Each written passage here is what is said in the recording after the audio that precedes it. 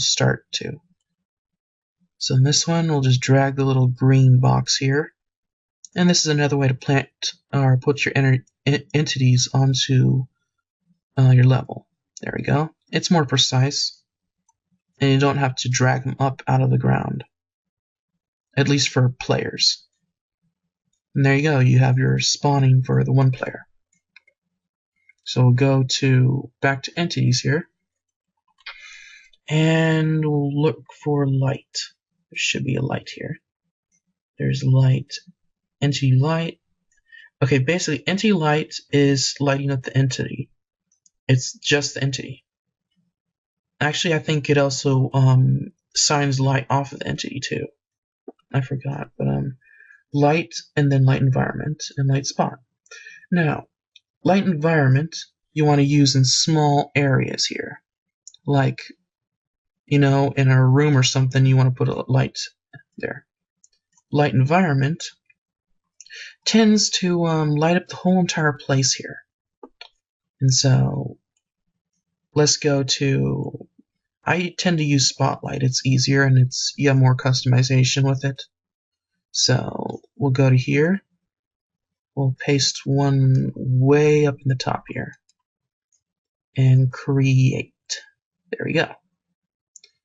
And then we go to Select Tool, which is the arrow, and right click, then go to Properties. And since this is a skylight, you want to go down to Is Sky, and you'll put it as Yes. That way it'll do as sky,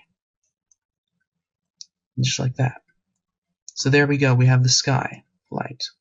Now one other thing, to make it a little effect here, go to here, and you see these pitch, yaw, and roll. Basically, it changes the direction of it. Like I'm doing here, this is another way. We'll move it just a slight tad bit there, and there. And then when we exit out of that, then go back into Properties again. And where is it here? These guys, they should be changed, but yeah. So then after you made your light, what we want to do is let's make a brush here. We need to have some cover space. So the next thing you want to do is just, go creative. Basically go to here, and I usually like to do this just for the first block or so. So we'll create a new block, and let's make it a little big. Now when creating a brush inside the box here, you don't want it to touch through it. You want it to go like that. So it's snugged right up against it. That way it won't compile anything underneath or make anything visible underneath. So now once we made our box here, which that's a little big for a character, let's make some boxes here. So we'll go to here and drag this little puppy next to our character here. And let's lower it here. We don't want it too big. We want them to duck, but not cover them all. And so we'll just make it small enough where it's about the same, half the size of the player. And that should be a good sized box. Make it a little bigger. There.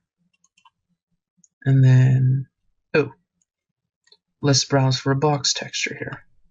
Let's just do box. And oops, I pushed enter. And let's see here. We'll click that. Go to here, create object, and what I usually like to do is click the texture tool, and without doing anything else, click the this guy, the 4 triangles, to spread them out. There you go, and it fits every texture to each side perfectly. So then you have this. It's a nice little box there for him. A jolly good box. So next what we do is let's go to create another one, but first what we can do is now we just create our box, we'll just copy this. Hold shift and drag and have your finger still on the click button and dragging it here, and let go of the mouse button, still holding on the shift button, and then you can let go of the shift button. Before I did the shift button and I let go too soon and it didn't copy, so this is perfect here. So next what we do is now we have copied our box. We can make, a lot of boxes here. And let's make another one here and let's stretch it out. And we'll make like a wall or a cover. And this is to show the lighting effect on the skylight that we put in earlier. So basically what we do is I like to copy and then paste exact, and then we'll create our little ledge here, more of a cover. And notice as I'm doing here, when I move this without moving this brush here, without doing, well, once I did that, the texture's off. It will not line up with this guy. So let's just do Control Z, and we want to just drag it here, and no matter how much you copy and then paste and drag in places, the texture will always stay the same dimension. So yeah, it just looks good. There we go. And let's make a little bit over the character there. There we go. And now let's put those as a different texture because that looks kind of weird. Let's just do again wall. There we go. And let's see here. There's some nice textures here. Let's do it as a brick wall. There we go. That looks kind of nice. There we go. So now that we did that, we've created these things here, which are basically just brushes and stuff. Now, actually I'll get into that later, but yeah. Now what we need to do is basically save our map, because we have everything here. Oh, you know what we forgot? Weapons. So we go into the entity tool here, and scroll down, and now weapons, the physical weapons are actually on the bottom more. The ammo for the weapons are more on the top. And entities and stuff and other stuff is in the middle. So let's see here. We go to, I'm feeling more like a raptor or desert eagle. And let's put it right here. We'll click there. And click there. 2 desert eagles. Actually, we just have one. It's right on the box here. You can't see it, but I think it's my Gearcraft that's doing that. But well. Oh, you know what we forgot, I think? Actually, no. It's fine. Because we go to here, and you could sort of see it there, but yeah. It's there. It's my texture pack that's doing that and stuff, so. Now that we do that, go back down to entities, and we need to find some ammo for him. There's some ammo here. Should be on the top here. Oh, raptor ammo. Go to here, and I like doing this. Boink. And there, you just stick them in the thing, or you can just put them on top. There we go. Now that we did that, now I do believe we can save. But actually, one more thing. Before we save our level, I want to show you one thing that's really useful in a multiplayer match.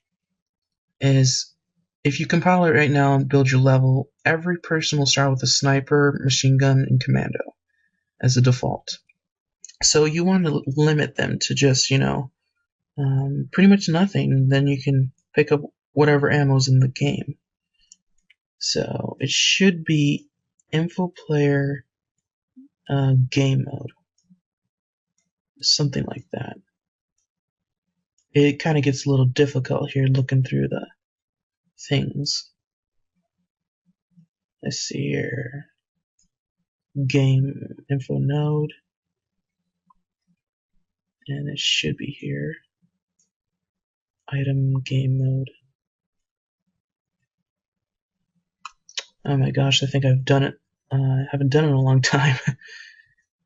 Let's see here. Oh, here we go. Game player equip. And we can basically go to here. And this one, I just like to do, paste that there. And then hit it, or click it there. And then we'll drag it up. You can put it practically anywhere, as long as it's not through the walls. So you won't really see this in game. This thing, it's pretty much invisible. It's a command. When you start the level, it'll tell you no other guns will happen. So basically, default weapon. You can pick your weapon stuff. Let's do pen. I think that might work. I'm not sure. But yeah. Basically, if it doesn't work, all you have to do is go right next to the character or your person you spawn and put a lot of raise them up, like like this a little, and put ammo underneath him, like here, and then when he spawns, he'll get the ammo. So that's another way of doing it.